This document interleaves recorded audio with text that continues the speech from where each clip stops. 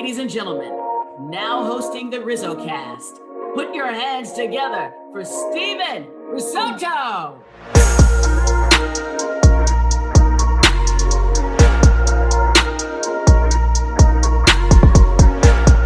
What is going on, everybody, and welcome. This is episode number 123 of RizzoCast. I am Steven Risotto, and today we are joined by a very special guest. He is a professional baseball player that has played in the Marlins and Yankees organization as a third baseman, playing a little bit of outfield. We got to talk about that coming up too.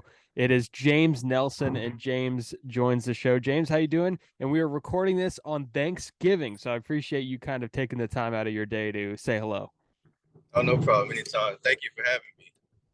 Yeah, no, it's definitely a pleasure. So I just mentioned Thanksgiving. I mean, what's on tap for you this evening? I mean, this is going to be probably released a little bit after Thanksgiving, but I should still ask, what is on tap for you this evening? What's for dinner? What's going to be the scene there? Is there going to be a lot of family and friends present? Yeah, so my little brother just flew into town too, so it was good to see him. I haven't seen him in a minute. So he flew into town. We're going to my girlfriend's aunt's house, and they're part Arabic, so we're gonna have some good food today. Good food indeed. Good food. That's awesome. Yeah, for sure. And you get the cultural aspect as well. So that should be a lot of fun. At what point do you usually get started? Because I know, people look at the holidays in baseball and they say, kind of take a breather from the previous season. At what point do you usually get started, in full swing in terms of off-season workouts? When is that for you? So my start date is literally the day after my birthday. So my birthday is on October 18th. So right at October 19th, that's when I'm starting working. So probably I give myself probably a month to get my head right and get everything together, get home, say hey to everybody, family, friends, whatever, and then get right back to work. So you do not take a lot of time off at all. I mean, this October 18th, I mean, that's not a lot of time. No, I saw for me, I've had a couple of injuries in the past, and it. I feel like if I take care of my body a lot more than the average person or the usual person, I feel like I can perform longer and perform at my highest ability at all times on the field. If I get my body ready, and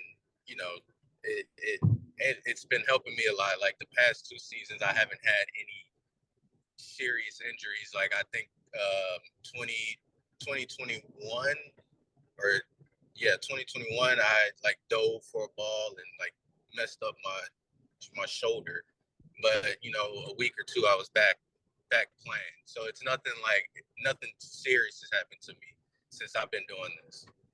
Well, that's a good thing. And from a training standpoint, I mean, what do these workouts entail? Are you a guy that's going to spend a lot of time in the weight room, lifting, deadlifting, squats? Are you going to run? Are you more of a guy that's going to maybe do some flexibility stuff and some lighter stuff with more flexibility in it? So what is kind of your regimen, I guess, in the off season when you're training?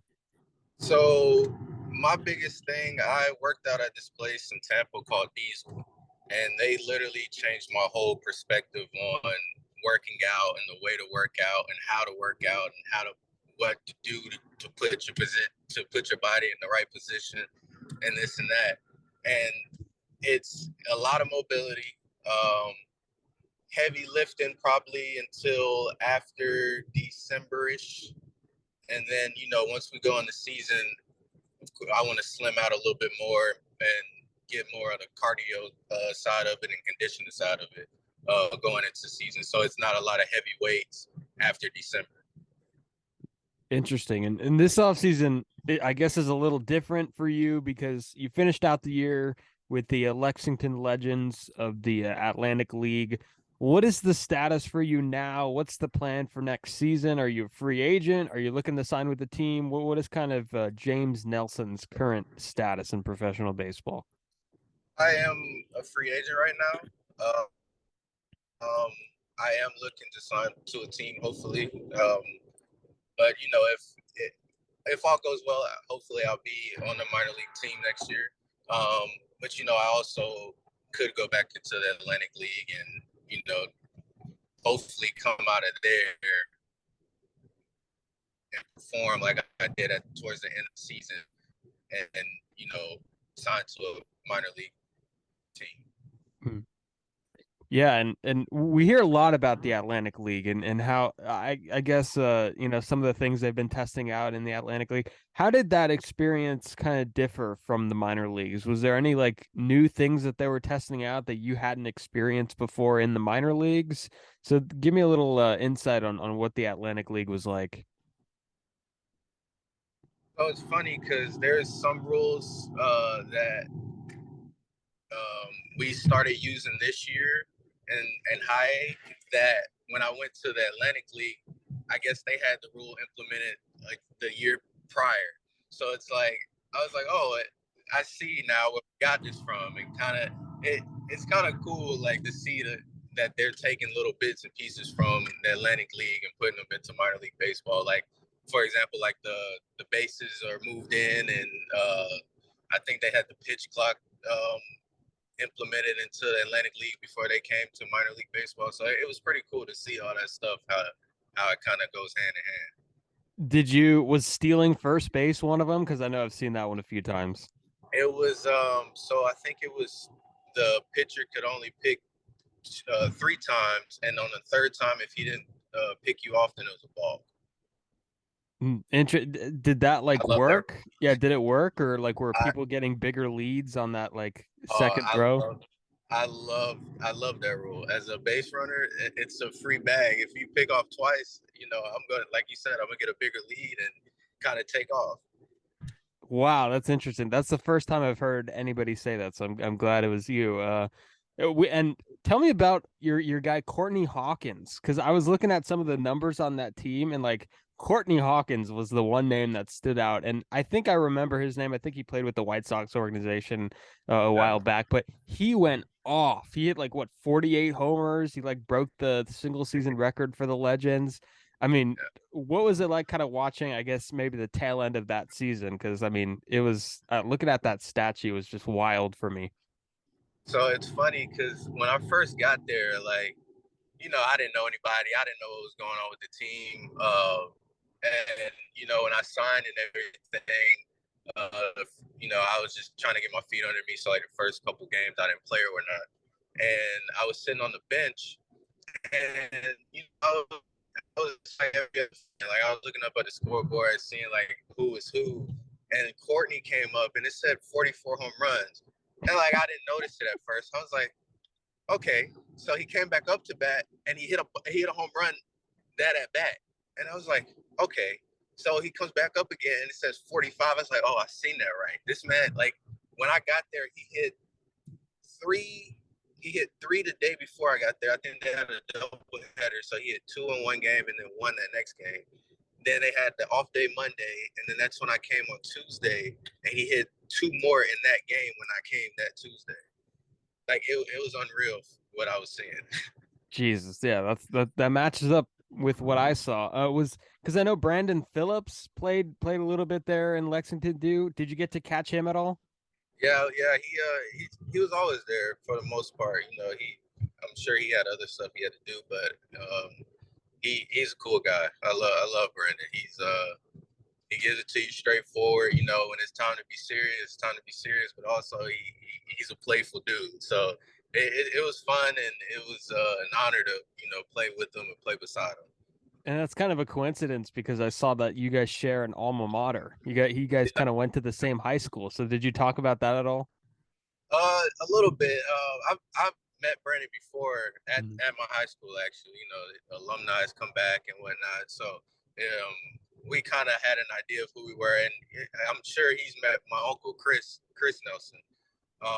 So we knew each other, but it was good to actually talk to him and face to face, and actually get some pointers from the game and everything. It was fun.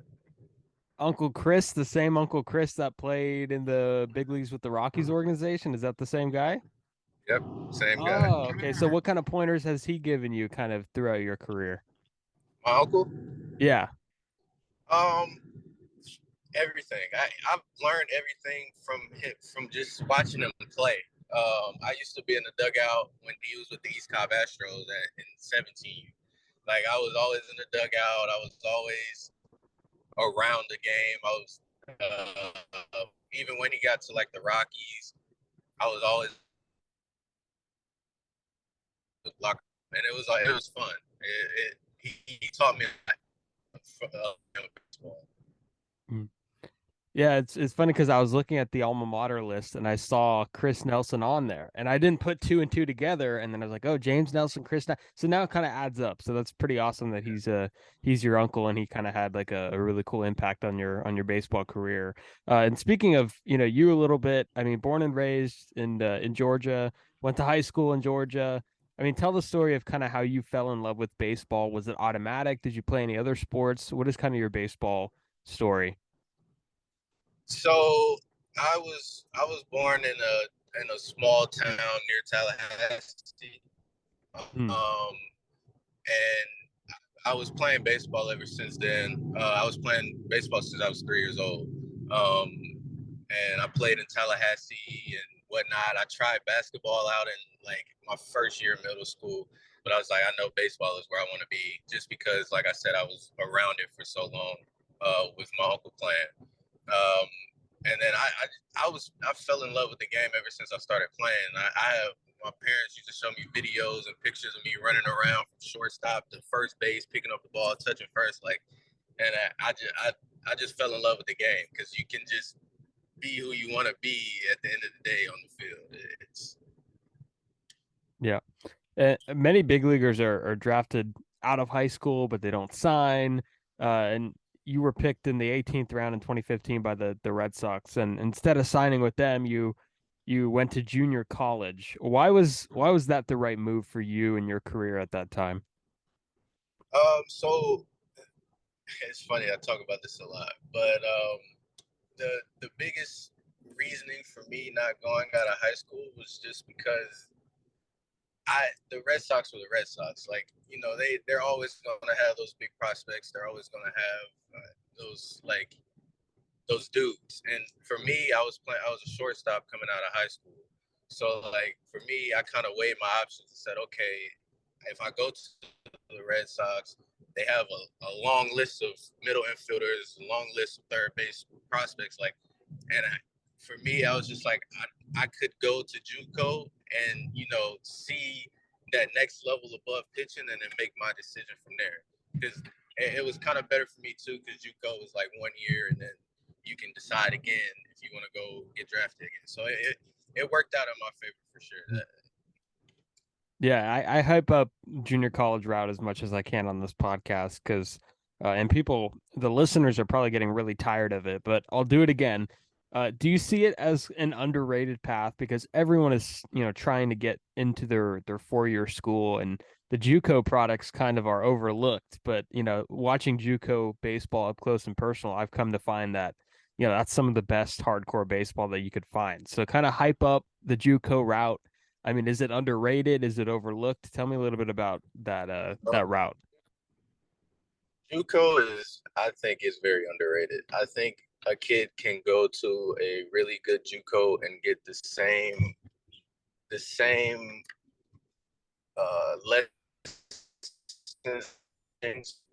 they would from learned a lot from the JUCO that I went to. And fortunate for me, the JUCO that I was in the middle of nowhere. So all I had to do was go to school and then go straight to the cage and hit all day if I wanted to, or field all day if I wanted to.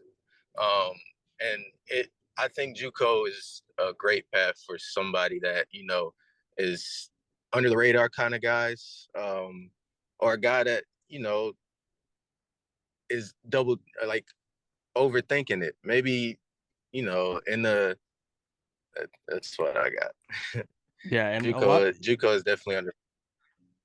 Yeah, and a lot of these colleges, they're just like scam artists, right? Because like they're like, oh yeah, you have a verbal agreement with us. And like, yeah, but also so does 150 other players. They also have verbal agreements with it. So it's just such a mesmerizing thing for these like kids coming out of high school to think that these colleges actually want them when it's a verbal agreement. Whatever. That's a whole different tangent that I could go down.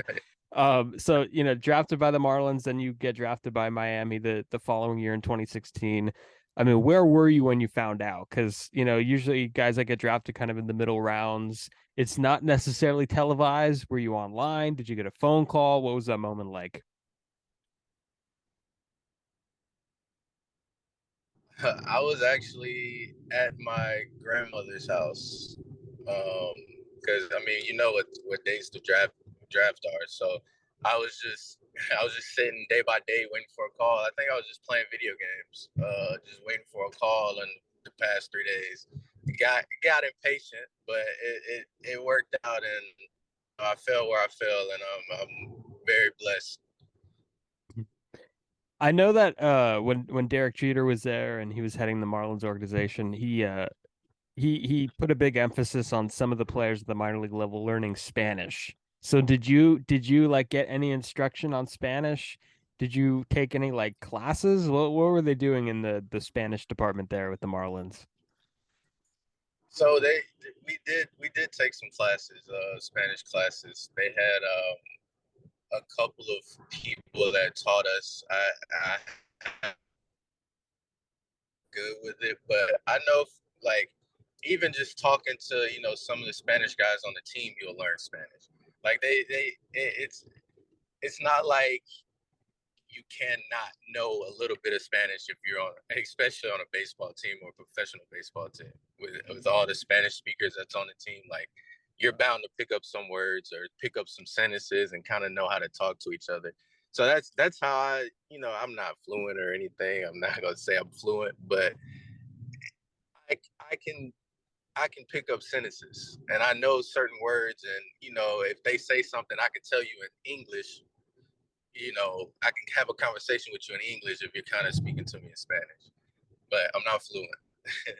Yeah, no, for sure. And that's cool that the Marlins are doing that and having those kind of accommodations for some of the foreign born players and the Spanish speaking players. And how important do you think is it for big league organizations to start investing a little more in the minor leagues? Because I'm sure it's not a flawless life.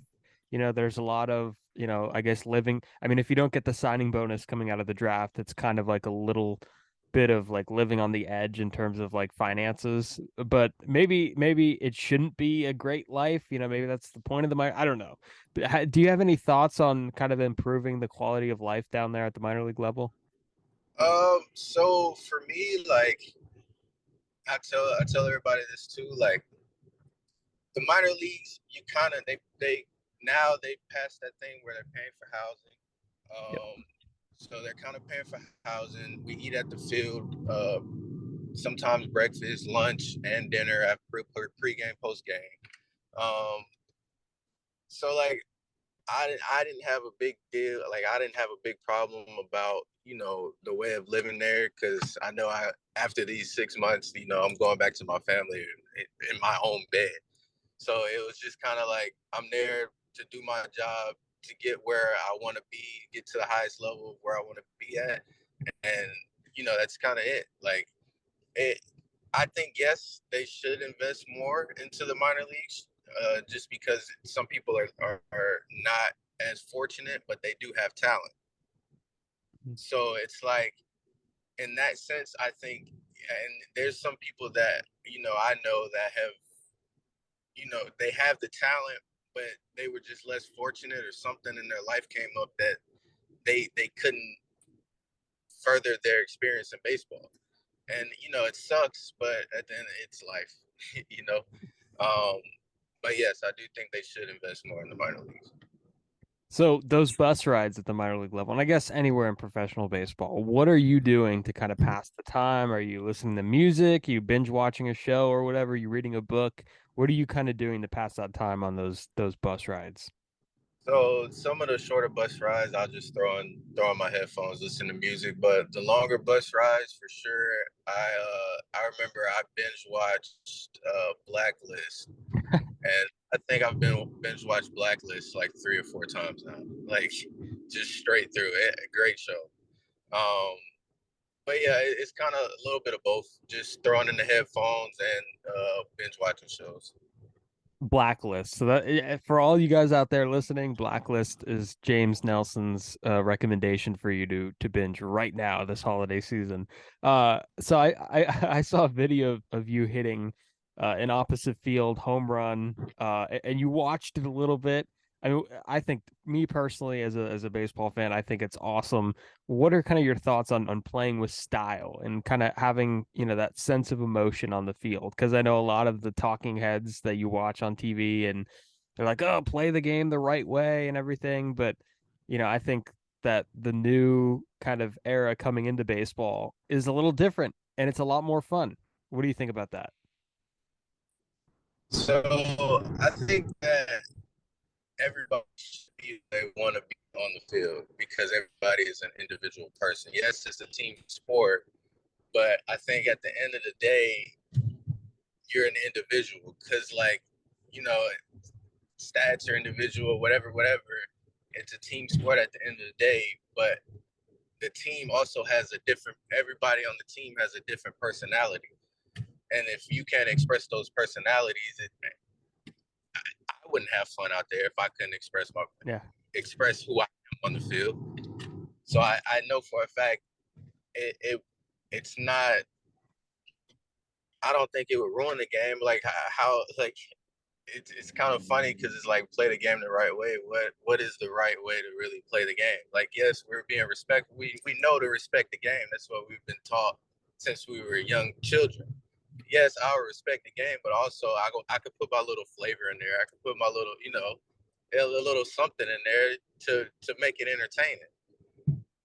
Yeah, there you go. Yeah, keep doing it. Keep doing it. Third baseman. So, came up you said you were drafted as a shortstop, but played a lot of third in the minors. And give me a scouting report on you, kind of your strengths, your weaknesses, the whole 9 yards, I guess, from an offensive standpoint and just an all around standpoint. If a scout were to come watch you, what do you think they would say? So give me kind of a scouting report on yourself. I am fast. I can tell you that much. I do have a lot more range than the average third baseman. I play multiple positions. I can hit for power to all parts of the field, and I think those are all my strengths. Weaknesses wise, I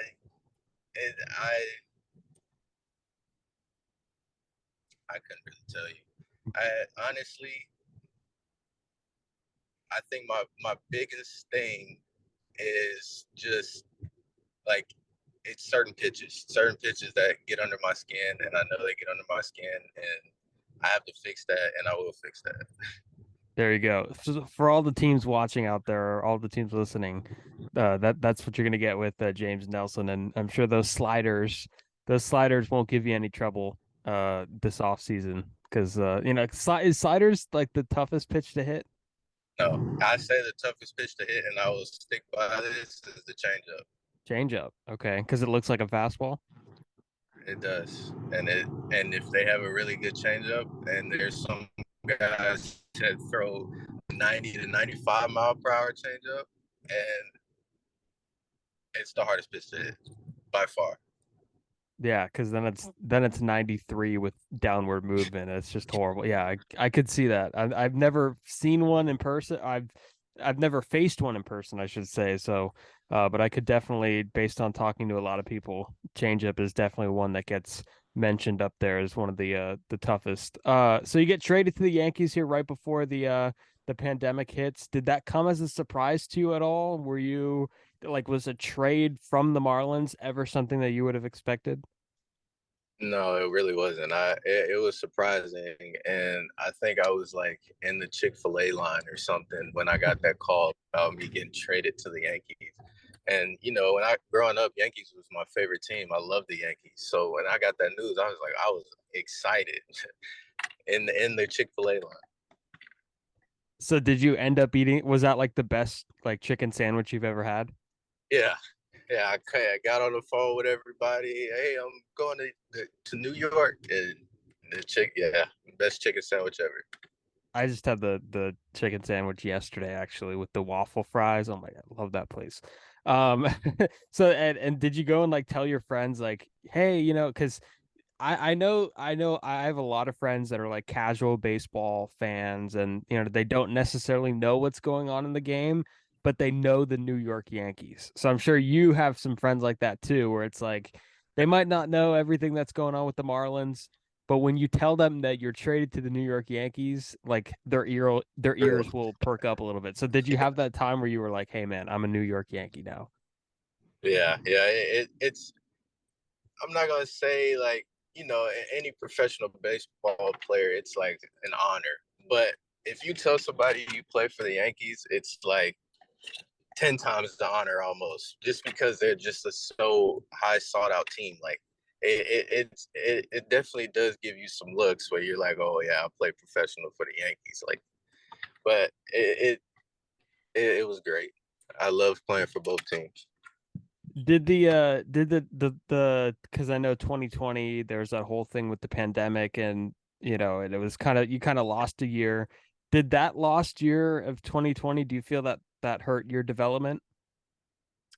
Um, I wish I would have seen live pitching and actually played a season in 2020. But I don't think it hurt my development. I learned a lot during 2020. So I think it taught me some lessons. I wouldn't say it hurt my development though. No. And I guess towards the end of the time, your time with the Yankees, you started playing a bit more left field, and you mentioned that you could play multiple positions. How did that work? Like, was that something that a coach came up to you and said, we're going to get you some reps in left field? Was that something that you decided you wanted to do? Because I know that versatility. If you look around the league, everybody's playing multiple positions, so it's kind of something that you would need to have. What was that like? Transitioning and playing some left field. So I've never never played touched outfield grass or played outfield pro before this year actually. Um, but one of our coaches came up to me and he's just kind of like, "Hey, you ever tried outfield? You have some speed, so I think you should try it." And me, like my dream is to put on a big league uniform, no matter how I get there. So I was like, "Yeah, sure. If the big league team can use me or whoever can use me as a outfielder, I'll definitely try it." It took a lot of a lot of practice, and I'm still not perfect, but they really helped me to understand the game from that perspective out in the outfield. And a few more things here before we wrap up. But you there's a part of the year last year, I guess is the early part of the year, you were playing for the Hudson Valley Renegades, which is the high A affiliate of the Yankees. And ninth inning, 2 outs, your team is down by a run. I'm sure you could probably figure out where I'm going with this. You're at third base and you're trying to steal home to end the game. And I looked at the video and let me tell you, after looking at the video, I mean, I thought it was clear as day that you were in there. They called you out. What was like the aftermath of that? Were you upset for a long time after that? Because I mean, the video, I mean, you were heated. Your manager came out, he was heated. I mean, tell me about that moment of trying, because I'm sure it's an adrenaline rush. Because every kid, Yeah. as a kid, they think about stealing home to tie or win the game or whatever. So what was that moment like? And I'm gonna attach the video for those that didn't see it or those listening, and I could attach it. But what was that moment like for you? It, it was kind of like a roller coaster because I took off and it was like, oh yeah, I know I'm here, I'm here, I'm here. I slide, and then all I heard was the person say out, and my whole I just wanted to I just blacked out. I don't even know like what I said that day, but I did like the game, so I'm not gonna be mad, longer than I should be. But it was definitely in that moment, it was kind of like a roller coaster, just emotions up and down. Yeah, yeah, I'm sure. And final thing here before we wrap up. If I'm a big league team, right, and you're and I'm talking to you about signing this winter, or like a team looking to add to their minor league system and have you start at the minor leagues to start the season, why would you say that a team should sign you? So like I'm gonna ask you the question right now. Why should a team sign James Nelson? What would be your response? Because I am an asset that can be utilized in many different ways. Um, like I said, I have the speed. I can play multiple positions, and I can, hit the ball to all parts of the field and hit the ball for power to all parts of the field. And yeah, I think that's the biggest reason I could be utilized. There you go. Teams out there, check that out. James, man, I really appreciate you coming on the show and, enjoy that the Arabic meal that you're going to have right now on Thanksgiving and enjoy the time with your family and friends and appreciate the conversation. Appreciate you for having me, Steven. And of course, you guys could go ahead and follow James is on Twitter, so go check him out. His at is at Whoa Hits Nelly. Or no, I totally. What is your at? Well, Like, what is the meaning behind that? Because I feel like I totally screwed that up. it's kind of like it's just like whoa Nelly. Like I feel like that's been a saying forever, like whoa Nelly. But I just put it's and whoa it's Nelly, like it's me, basically. Okay, so yeah, Nelly, of course, that's where it comes from. Nelly, the nickname Nelly.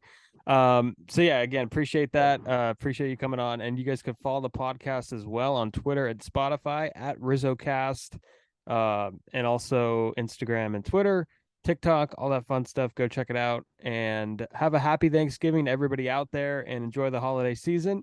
And see you next time.